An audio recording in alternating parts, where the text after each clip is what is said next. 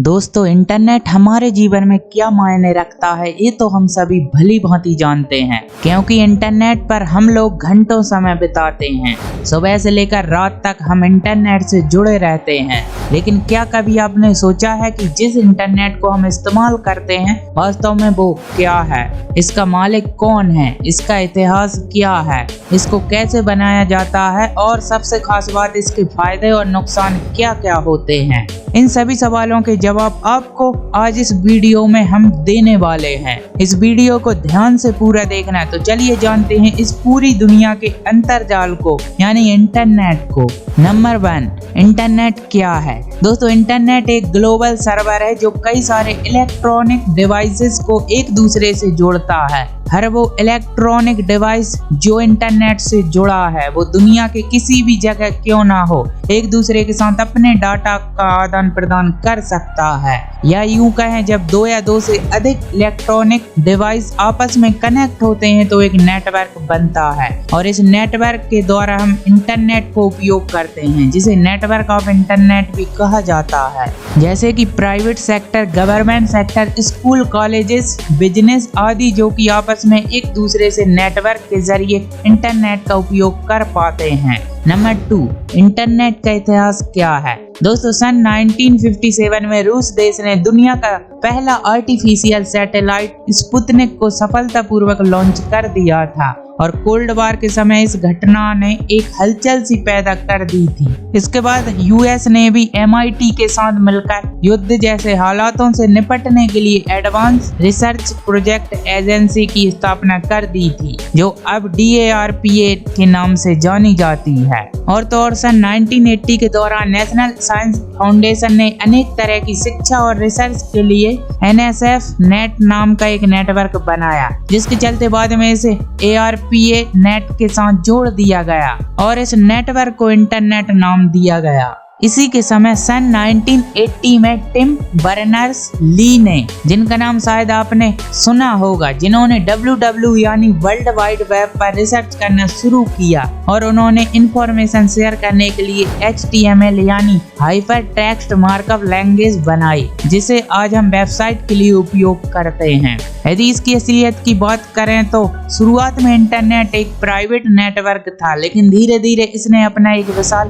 अंतर्जाल बना लिया, जो कि आज लगभग हर देश में उपलब्ध है। दोस्तों, यदि वीडियो पसंद आ रही हो तो इसको लाइक जरूर कर देना। नंबर 3, इंटरनेट को आखिर कैसे बनाया जाता है? इंटरनेट को बनाने के लिए सबसे पहले डेटाबेस सर्वर्स को स्थापित किया जाता है। दोस्तों, यदि आपको डेटाबेस सर्वर का मतलब नहीं पता तो हम आपको बताते हैं कि यह एक तरह का सॉफ्टवेयर होता है जो कि इंटरनेट पर सभी तरह के डेटा या कंटेंट, जैसे कि web pages, text, video, audio, image, movies आदि को स्टोर करता है, और इंटरनेट पर क्लाइंट द्वारा रिक्वेस्ट करने पर वह कंटेंट या डाटा क्लाइंट तक पहुंचाता है। इसके बाद उन डाटाबेस कंप्यूटर्स को IP और TCP टेक्नोलॉजी के द्वारा फाइबर केबल की मदद से जोड़ दिया जाता है। फिर अन्य केबल्स के जरिए दुनिया के अन्य बड़े डाटाबेस को जोड़ा जाता है।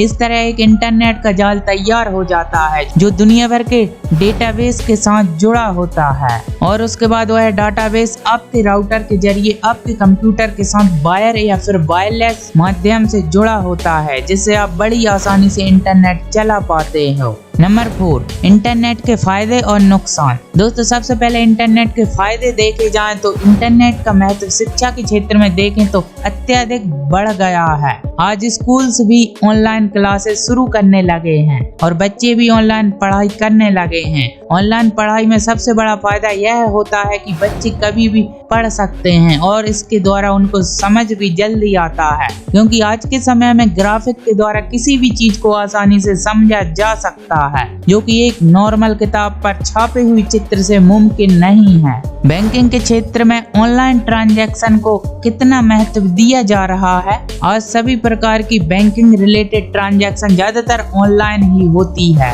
क्योंकि ऑनलाइन ट्रांजैक्शन में उन सभी जानकारियों पर नजर रखना आसान होता है और यदि किसी प्रकार की गड़बड़ी हो जाए तो उसे पकड़ना भी आसान हो जाता है। यहाँ तक कि गवर्नमेंट भी सभी को ऑनलाइन ट्रांजैक्शन करने की ही सलाह देती है ताकि यदि आपका पैसा गलती से भी किसी दूसरे के पास चला जाए तो आप उसको वापस पा सकें। इसलिए गवर्नमेंट ने छोटे और सिक्योर ट्रांजैक्शन के लिए यूपीआई जैसे प्लेटफॉर्म को भी लॉन्च किया है। आज इंटरनेट इतना ज्यादा फास्ट हो गया है कि आप नौकरी को भी ऑनलाइन सर्च कर सकते हैं। यदि आप किसी प्राइवेट या सरकारी क्षेत्र में काम करना चाहते हो तो आपको उनके पास जाकर पूछने की जरूरत नहीं है, बल्कि आप ऑनलाइन जॉब वेबसाइट की मदद से ऑनलाइन जॉब सर्च कर सकते हो। अगर हम टूर और ट्रैवलिंग के क्षेत्र में देखें तो आज सभी लोग ऑनलाइन ही बुकिंग करना पसंद करते हैं, क्योंकि किसी भी व्यक्ति को काउंटर पर जाकर लाइन में खड़ा होना पसंद नहीं है। बिजनेस के क्षेत्र में e commerce business, communication skills के क्षेत्र में,